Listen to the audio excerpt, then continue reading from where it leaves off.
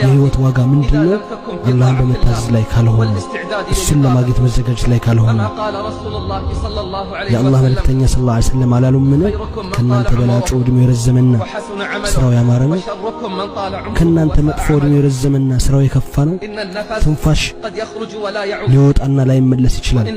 አይንም በርግጥ ትገበገባለች፣ ዳግም አላህ ዘንድ ካላላት ትገበገብ ትችላለች።